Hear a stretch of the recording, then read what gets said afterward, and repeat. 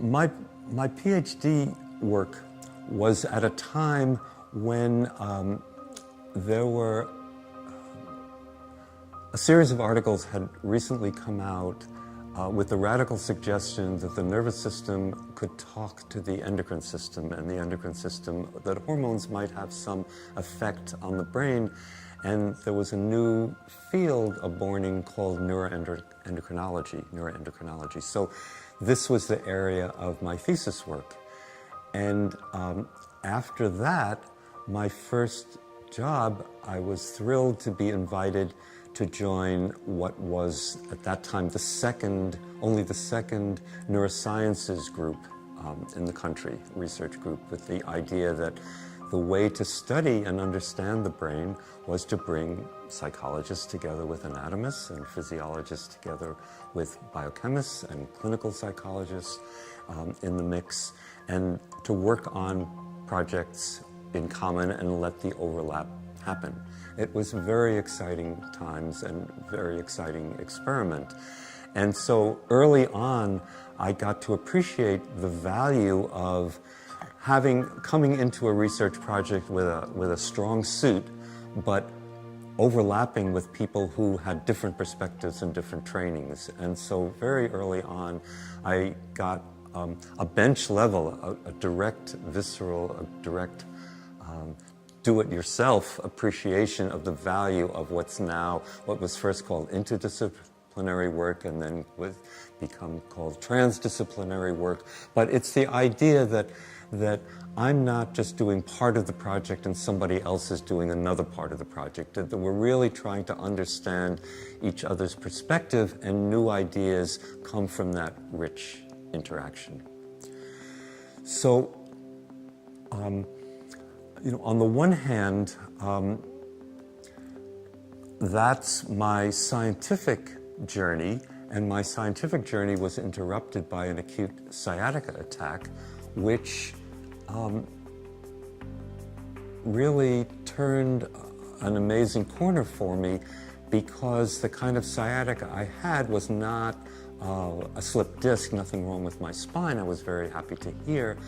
But because there was nothing wrong with the spine and I was still feeling this pain, it was suggested that I try acupuncture. And I felt that as a Western scientist, I had to be open. And besides, when you're in a lot of pain, you're more open to trying new things. And the acupuncture was quite an amazing revelation for me, because they know exactly where to put the needle to get that buttocks muscle to stop spasming and pressing on the nerve, causing that radiating pain. So this was the late 1970s, and it was the same time as the endorphins had been discovered.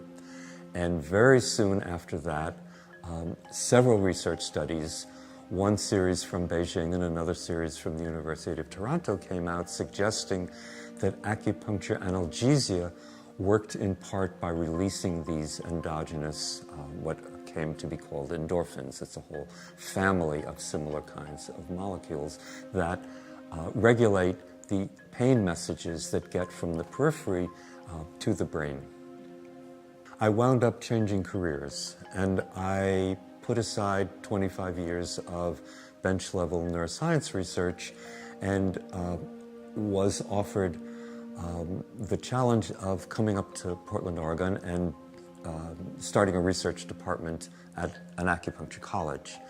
And it was a wonderful time because the NIH at that time was offering large grants to conventional medical schools to do collaborative research with what were called CAM colleges, with chiropractic, with acupuncture, with naturopathic medicine. And so I started my new career in acupuncture research with this immediate ability to do collaborative work. So that was a whole nother kind of interdisciplinary work, and I was ready for it because I spoke the language of Western science and I appreciated the language of acupuncture.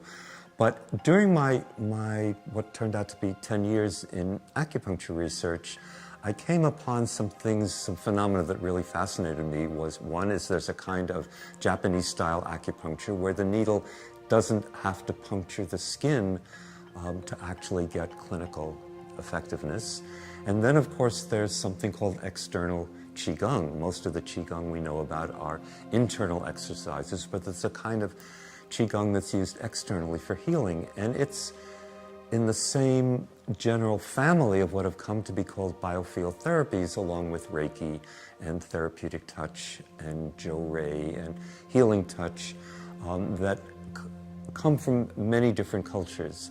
And these types of healing are done at some point with physical touch, and at other point without physical contact. And we have some models in physiology for understanding how we can get benefit from physical touch, even light touch, let alone deep massage. We have some beginning physiological ideas of how you can get benefit from touch in terms of release of specific hormones and stimulation of certain sensory nerves, nerve endings. But we don't have any idea of how we can get healing without physical contact, and that fascinated me. And then came a few seminal papers putting forth this concept of biofield, and I was hooked.